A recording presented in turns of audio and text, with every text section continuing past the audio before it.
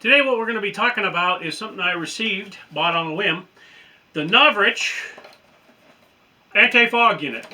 Says it right on the back. In the box, you get two long pieces of tube, a cutting tool, the actual unit itself, and two Velcro sticky patches.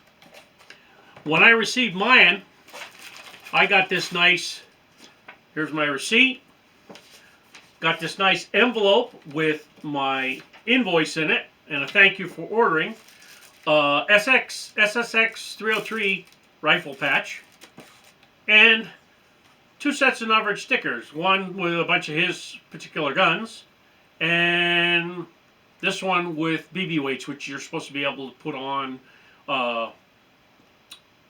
your speed loaders. So what we're going to do is we're going to go over the unit itself, and we're going to, well, I am going to go over what I got, the pros and cons. Okay, when I got the unit, it has a little instruction manual on the particular unit and what you're supposed to be able to press the button, and the punch tool, what you're supposed to do with it. Okay. Now, what I did is I put, I'm going to start with the pros. This unit itself is a hard plastic, it's very light, and it's sort of concave. It might work perfectly on the helmet, and it works great on like a boonie hat or maybe a ball cap, or just on the back of the goggles if you have a wide enough strap. Another pro for this was the cost. Very economical, a lot cheaper than the two other solutions that I have. Shipping, ordered it Friday, got it on Monday. That's just because I'm in the United States and he's in Pennsylvania. I'm in Pennsylvania, so it's like bang slam, it's right there. A lot of airflow. I really like it. Easy to get at controls, and this turbo button on the top is fantastic. If you have it just on a little bit, it puts some air out. You press the turbo, you get a shot of cold air, or air, I should just say, for a certain period of time. It might clear up a quick fogging issue that you had if you're sweating or something like that. Also, I like the idea that it is a magnetic setup. It hooks to a piece here and clips together magnetized, so that you don't have to have something solid into your goggles and separate it all the time when you're taking it on and off. It comes with the punch tool, punch through the goggles, put the piece in, good to go. All right. Pros. That was most of the pros. I might have forgot one or two, but we're going to go on. Now we're going to go on to the cons. The unit that goes through the goggles. I have it punched off center. That's my bad. When I was going to punch, I didn't have it right in the middle, but that's okay. Still pushes quite a bit of air in, which is fine. The problem that I ran into is the top piece came off. Now, I don't know if it's supposed to have a rolled edge that just clips on and it stays on. Mine would not. After that piece came off, it would not go back on. Okay? And the only way I could get it to stay is I actually put super glue, put it on there, and had it level. I had it flush with the outside, which you can see right here, it's flush. And I super glued it on the unit before I pushed it back into the goggles. I don't know if it's supposed to clip on there, it's supposed to have a rolled edge and it goes past and holds or whatever. I don't know, but mine did not. Okay, con number one. Con number two.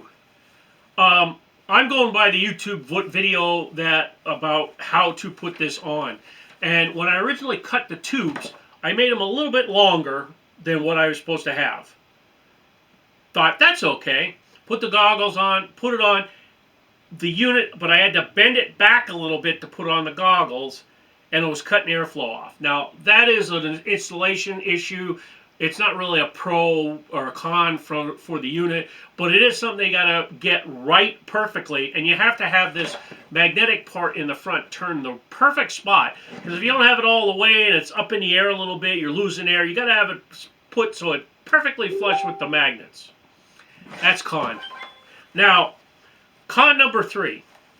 This charged up like a champ. I put the charging cable, the included charging cable in it, put in a USB charger, bang slam, it's charging up like a champ. The little indicator is blinking green, blinking green, or blinking, blinking, blinking. All of a sudden it goes solid green. Score. The problem is, and I'll turn this on, see if it'll actually, I can get to it.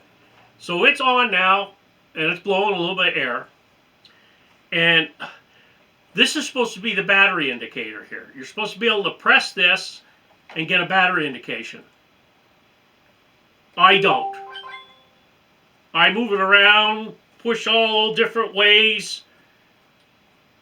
I feel it clicking, but it just will not show any kind of battery indication. So I don't know if a switch is bad in this. I feel it clicking. There. After a whole pile of clicking, I finally got it to click and show me green. And it went off. But either the switch is misplaced in there or it's bad. So that's a con for me. It's real hard to press to get that battery indication set. So I'm going to be running it on low, have it fully charged, and my buddy's bringing his little charging station, so I will bring the cable in case I need to throw this on there and charge it up. I'm also got my helmet with the other fan unit on it, so in case this dies, I can put my helmet on with the other fan unit if it's fogging. So those are the 3 cons for this. There's a lot of pros for this. Like I said, the shipping, cost, size of the unit, how it's made, the whole 9 yards.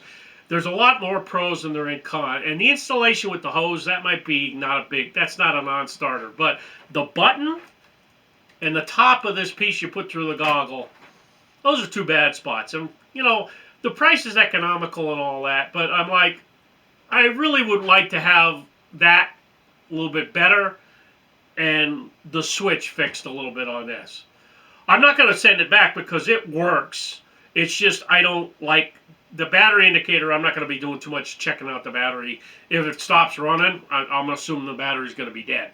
So that's my little review of this unit. It's nice. You just got to do a little work. I know he does sell the hats that have the tube spots you can put through and things like that, but I wanted to use this particular hat for the event we got coming up. So it worked out nice. And I used the punch tool to put the holes in the cap, which was really nice, instead of me trying to cut something with a pair of side cutters and stuff like that. It made a nice round hole that's perfect for the hoses to go through, so that's a good thing. So I hope everyone enjoyed this video and got something out of it. And as always, you guys have a good day.